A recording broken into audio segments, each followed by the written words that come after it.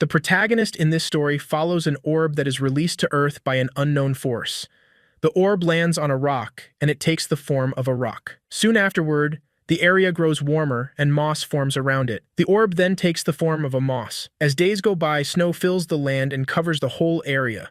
A wounded wolf appears around the area and dies on the spot where the orb is. The orb takes the form of the wolf, including the wolf's wound. Turns out that the orb replicates the host's form with all the details. The wound doesn't pose a threat to the orb as it heals in no time. It doesn't take the orb long before learning how to walk. Soon afterward, the orb arrives at a seemingly deserted settlement. A nameless boy comes out of one of the hut, and by his reaction it seems he knows the dead wolf. He calls the wolf Joan, but little does he know that his wolf is dead, and the animal in front of him is an entirely different organism.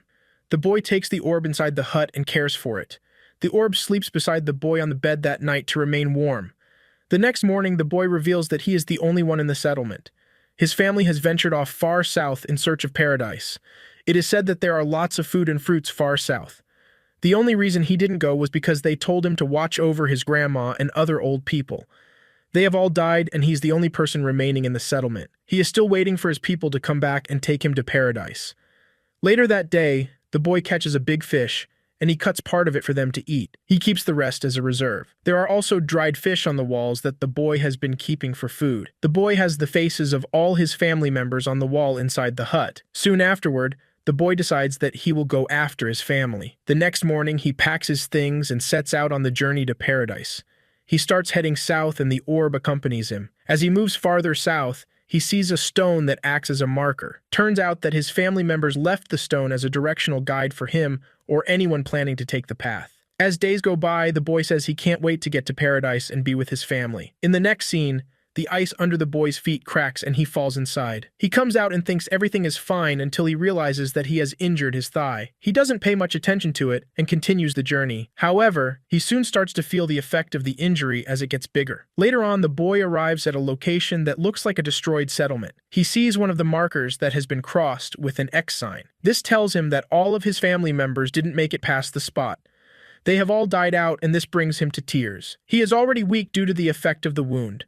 He decides that it is time to go back home. The orb has been with him throughout the whole journey. The boy manages to make it home, but he is already so weak. Even though the boy knows that he has no hope, he still continues trying to be strong. Days later, the boy looks half dead, but he manages to stand up from the bed and makes his way to his favorite chair. He sits down in front of his family images. He already knows that he is dying, so he tells the orb to remember him forever. He wants the orb to explore also, and get to places he was not able to reach. After this, he gives up the ghost. The orb then takes the form of the boy and everything concerning him. The orb leaves the hut and sets out to explore the world just like the boy wanted. As the orb continues his journey to the south, he has no knowledge of what food is, and he keeps dying out of malnourishment. However, that is no problem for him. He can just easily regenerate and come back to life. The first time took him 12 days, but after that, he starts getting back up in under a few hours. Soon afterward, he arrives at a forest-filled area. This signals his departure from the harsh, ice-cold area. Suddenly, a giant bear appears behind him and kills him again. We are then taken to a village called Ninana. A little girl, March, is seen playing with dolls that she counts as her babies. She also has an older lady whom she sees as her big sister. Her name is Perona. March is always talking about how she can't wait to be a grown-up. She always disturbs her parents because of this, but they tell her that she will become a grown-up when she stops bedwetting. Ouch. Soon afterward, envoys from the Yanomi nation arrive in the village. Their village has been chosen to offer a child that will be sacrificed to the Omniguma. This is to bring peace to the Ninana region. The envoys have a shaman, Puran, with them, who is supposed to pick one of the village children that will be sacrificed. The shaman examines the girls and picks March as the sacrificial lamb. The people start congratulating March, but she is not even aware of the reason they are congratulating him. When she gets to her family's hut, she asks her parents why she's being congratulated. Her parents hugged her with tears in their eyes. They tell her that she is the chosen one, and that means she will die. This comes as a shock to March, and she laments that she is not ready to die yet. She has not even gotten the chance to be a grown-up like she wanted. The envoys enter the room, and the leader, Hayase, tells the parents to get away from March. They don't want anything that will tarnish the girl's innocence. Hayase is in charge of March till she gets sacrificed.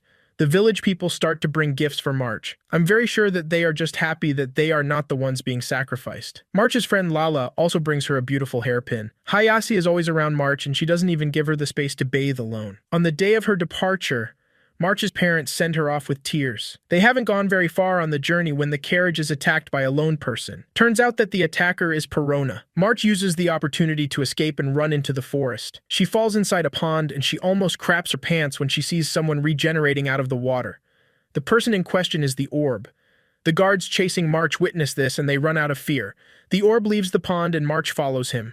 March tries conversing with the orb, but she has no idea that the orb doesn't have the capacity to communicate. He is basically a dog in human form at the moment. However, March is able to deduce that the orb is innocent because of the stunt it just pulled off. They soon arrive under a tree that has ripe and edible fruits on it. The girl climbs the tree and plucks one of the fruits. She offers it to the orb, but the orb slaps it off of her hand. The orb starts eating the fruit on the ground. March plucks more fruits and the orb consumes everything hurriedly. It has not eaten for a very long time, so it is understandable. After having its fill, March tries teaching the orb a basic Japanese word, thank you. She holds its mouth and uses it to make the arigato wordings. It looks like March is now the orb's mother. They find a place and the duo spends the night there. That night, March dreams about the consequences of her escape. Lala is sacrificed because she escaped. March wakes up looking all guilty the next morning. She stands up and starts to leave, but the orb follows her. She tries getting rid of the orb by feeding it fruits, but the orb refuses to leave her alone. March tries asking the orb where it comes from, but the orb is too busy eating to even hear what she is saying. March decides to give the orb a name and she comes up with Imo. She coined the name from the word immortal. On the other hand, Hayase leaves two guards with their carriage and the captured Perona. Perona manages to bring out a makeshift knife hidden in her shoes.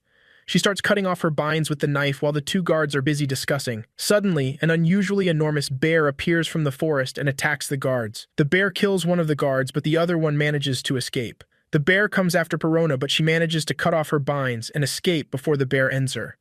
The bear is relentless, and it continues chasing Perona, but she gets to escape by jumping off a cliff. She lands in the same pond that March found herself in. Perona starts to track down March from there. Meanwhile, Hayase has found March. March doesn't even argue, and she just starts following Hayase. Imo stays behind while March goes with Hayase. Perona is still trying to find March, and she runs into Imo. She tries asking Imo if he has seen any girl around, but he just continues walking away. Hayase gives March some sort of jelly and says all the chosen ones take the jelly before they are sacrificed. The taste feels weird, but she still manages to finish it. Hayase then asks March about Imo. March doesn't know anything about him, so there is no way she can help in that aspect. They are in the middle of this discussion when the other guard that escaped arrives. He informs Hayase that they were attacked. He calls the bear the name that they all fear. He says the bear is Oniguma. This is the same being that they usually offer sacrifice to. After March has consumed the whole jelly, she falls unconscious. Hayase and the rest of the guards take her to the ritual site, and she is tied to a slab. It doesn't take long before the bear arrives on the scene. At that same time, Perona gets there and she runs to where March is tied. The guards want to stop her, but Hayase says there is no need for that. Oniguma can manage 2 meals, she says. Just then, Imo enters the site before Hayase and the guards lock the gate. Imo approaches the bear and it bites his head. Imo manages to hold his ground even with the enormous teeth sinking into him. Hayase and the rest are watching the scene from an Overwatch location. Imo transforms into his wolf form to engage the bear. A fierce battle ensues between the duo, but Imo learns from his mistake anytime he goes after the bear. After minutes of tussle and brawling, Imo manages to defeat the bear. Hayase witnesses this, and she is taken aback that someone or something is capable of defeating Oniguma. March wakes up after the bear has been defeated, and Perona unties her. Hayase enters the site back. She reveals that she cannot let them go, and the only choice they have is to follow her back to Yanomi. This includes Panora, March, Pioran, Imo, and the wounded bear. March gives Imo a fruit, and after eating it, he faces March and says arigato. It seems Imo has learned something new yet again. Up next, we get to find out why Panora is fighting hard to prevent the killing of March. Panora's sister was also sacrificed to Onigami when they were younger, and she doesn't want anyone else to suffer the same fate as her. Now, in the present time, the group is on their way to Yanomi. The shaman is sitting with March and Panora inside the carriage.